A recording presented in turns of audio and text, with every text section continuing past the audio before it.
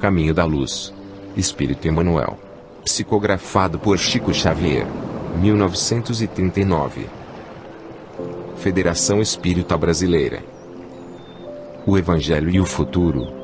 Um modesto escorço da história faz entrever os laços eternos que ligam todas as gerações nos surtos evolutivos do planeta. Muita vez, o palco das civilizações foi modificado, sofrendo profundas renovações nos seus cenários, mas os atores são os mesmos, caminhando, nas lutas purificadoras, para a perfeição daquele que é a luz do princípio. Nos primórdios da humanidade, o homem terrestre foi naturalmente conduzido às atividades exteriores, desbravando o caminho da natureza para a solução do problema vital. Mas houve um tempo em que a sua maioridade espiritual foi proclamada pela sabedoria da Grécia e pelas organizações romanas. Nessa época, a vinda do Cristo ao planeta assinalaria o maior acontecimento para o mundo, de vez que o Evangelho seria a eterna mensagem do céu, ligando a terra ao reino luminoso de Jesus, na hipótese da assimilação do homem espiritual, com respeito aos ensinamentos divinos. Mas a pureza do cristianismo não conseguiu manter-se intacta, tão logo regressaram ao plano invisível os auxiliares do Senhor, reencarnados no globo terrestre para a glorificação dos tempos apostólicos. O assédio das trevas avassalou o coração das criaturas. Decorridos 3 séculos da lição santificante de Jesus, surgiram a falsidade e a má-fé adaptando-se às conveniências dos poderes políticos do mundo, desvirtuando-se-lhe todos os princípios, por favorecer doutrinas de violência oficializada. Debalde enviou o Divino Mestre seus emissários e discípulos mais queridos ao ambiente das lutas planetárias. Quando não foram trucidados pelas multidões delinquentes ou pelos verdugos das consciências, foram obrigados a capitular diante da ignorância, esperando o juízo longínquo da posteridade.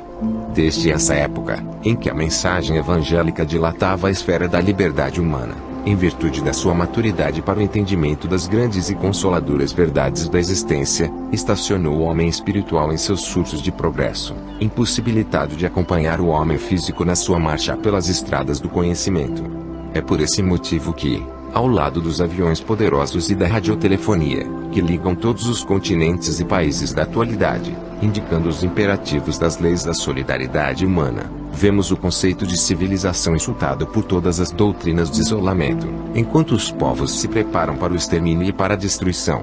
E ainda por isso que, em nome do Evangelho, se perpetram todos os absurdos nos países ditos cristãos. A realidade é que a civilização ocidental não chegou a se cristianizar.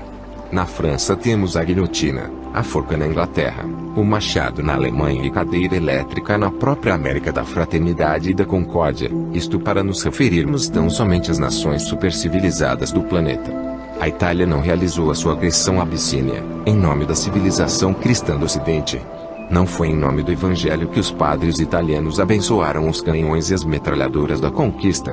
Em nome do Cristo espalharam-se, nestes 20 séculos, todas as discórdias e todas as amarguras do mundo. Mas é chegado o tempo de um reajustamento de todos os valores humanos. Se as dolorosas expiações coletivas preludiam a época dos últimos ais do Apocalipse, a espiritualidade tem de penetrar as realizações do homem físico, conduzindo-as para o bem de toda a humanidade. O Espiritismo, na sua missão de consolador, é o amparo do mundo neste século de declives da sua história. Só ele pode, na sua feição de cristianismo redivivo, salvar as religiões que se apagam entre os choques da força e da ambição, do egoísmo e do domínio, apontando ao homem os seus verdadeiros caminhos. No seu manancial de esclarecimentos, poder-se-á beber a linfa cristalina das verdades consoladoras do céu, preparando-se as almas para a nova era. São chegados os tempos em que as forças do mal serão compelidas a abandonar as suas derradeiras posições de domínio nos ambientes terrestres, e os seus últimos triunfos são bem o penhor de uma reação temerária e infeliz, apressando a realização dos vaticínios sombrios que pesam sobre o seu império perecível. Ditadores, exércitos, hegemonias econômicas, massas versáteis e inconscientes, guerras inglórias, organizações seculares, passarão com a vertigem de um pesadelo. A vitória da força é uma claridade de fogos de artifício. Toda a realidade é do Espírito e toda a paz é do entendimento do reino de Deus e de sua justiça.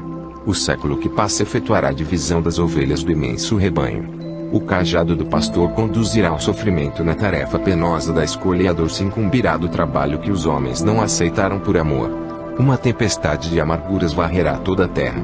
Os filhos da Jerusalém de todos os séculos devem chorar, contemplando essas chuvas de lágrimas e de sangue que rebentarão das nuvens pesadas de suas consciências enegrecidas. Condenada pelas sentenças irrevogáveis de seus erros sociais e políticos, a superioridade europeia desaparecerá para sempre, como o Império Romano, entregando à América o fruto das suas experiências, com vistas à civilização do porvir.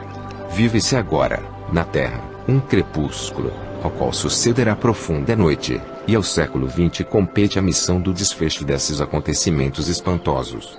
Todavia, os operários humildes do Cristo ouçamos a sua voz no âmago de nossa alma. Bem-aventurados os pobres, porque o reino de Deus lhes pertence. Bem-aventurados os que têm fome de justiça, porque serão saciados.